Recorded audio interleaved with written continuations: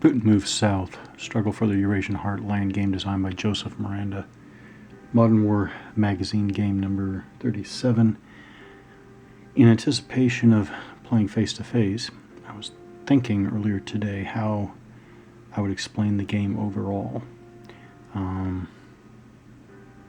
And I do think it's all in the action point cost chart, or the action chart, the actions you can take. So first of all, there are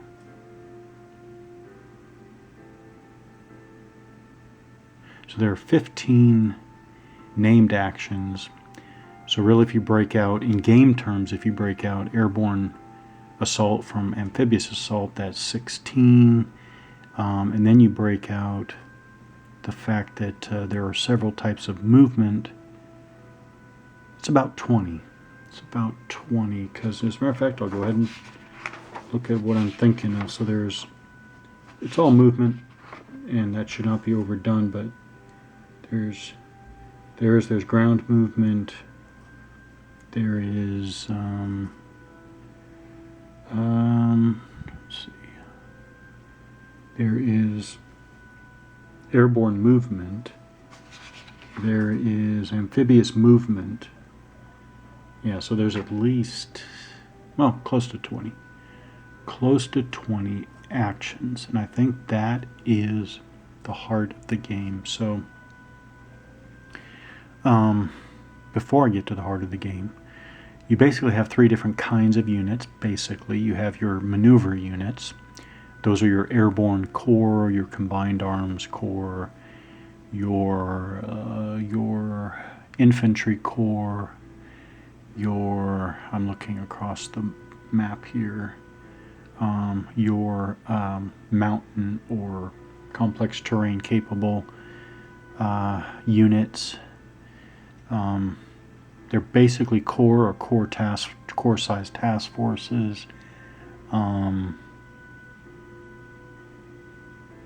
Scanning the map, I don't see divisions. So they're corps or corps-sized task forces, basically. Okay, so that's one type of unit or category. Second category are your garrison units.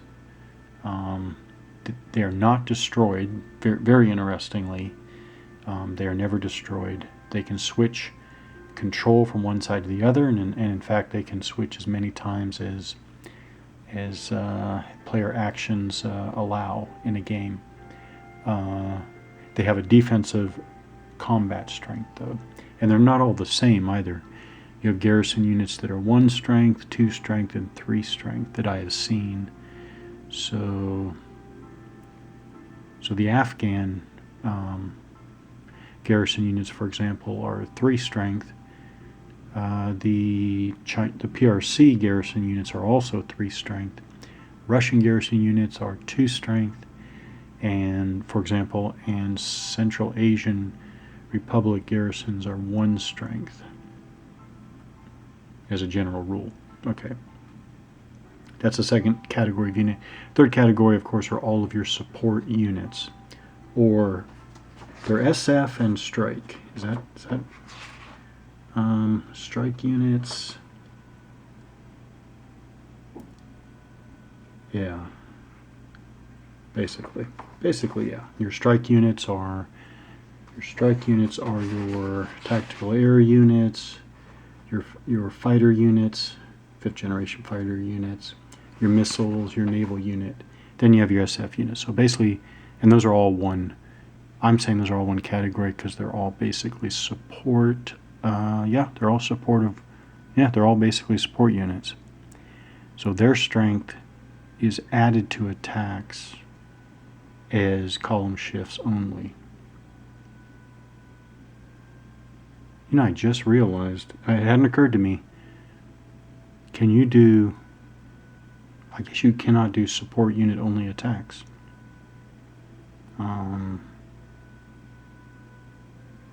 Yeah, alright. I hadn't thought about that yet. Turn structure and overall gameplay parameters. You have 10 turns. That does not vary. I have not found anything that either shortens or extends that. So you were playing 10 turns and 10 turns only.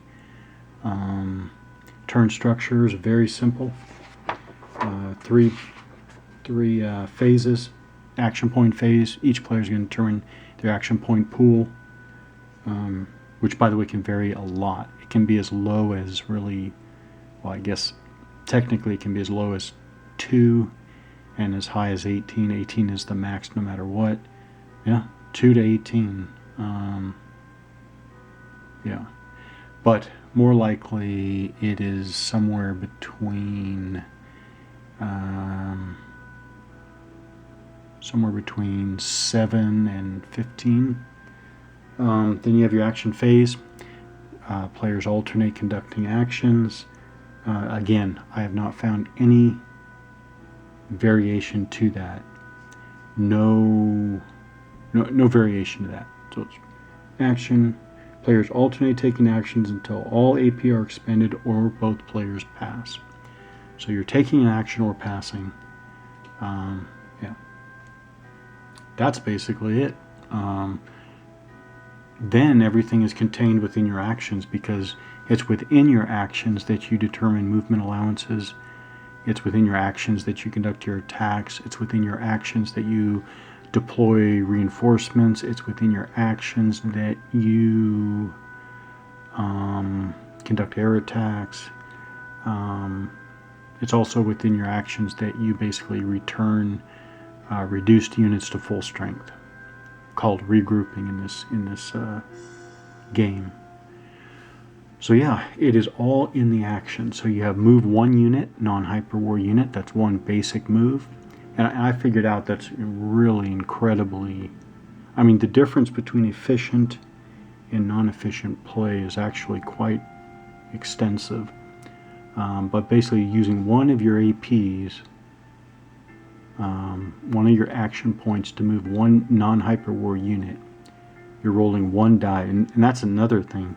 You could spend 3 action points in a row trying to move one unit, one non-hyperwar unit, and you could roll 1 3 times in a row. You wind up only moving 3 movement points, and you expend 3 action points, which is really a large fraction of your total pool on average. But more on average, you're going to get a 3 or 4, so you're moving, 2 to 4 hexes. Yeah. Then you have move all your hyperwar units. I still haven't figured out the intricacies of this. Does that mean that you really should pay attention to all of your hyperwar units should basically be on like a different action cycle as all your other non-hyperwar units? In other words, should you be thinking of all your hyperwar units as acting together, and so optimize their actions together? I'm thinking something along those lines, but I'll see with more experience, play experience here. Then you got railroad admin move. Pretty important for getting your units to the front quickly, at least. Well, yeah, that's definitely what I've seen so far. Then you got your attack with 1 regular unit, multi-unit attack, non-hyperwar. Multi-unit attacks when all attacking units are hyperwar. You have your regroup 1 non-hyperwar unit, regroup 1 hyperwar unit. Here another is, and it's okay, certainly okay, but it's pretty. 2 action points to regroup 1 hyperwar unit. That is, again, that's a steep cost, not by itself, but that's a steep cost relative to some of the other moves, right? So you're spending 1 AP to move all of your hyperwar units across the board, and I think that's by side, not even by contingent. So that's potentially a lot of action. Then you have spending 2 action points to regroup only 1 hyperwar unit. It's a big disparity in, I guess, total action.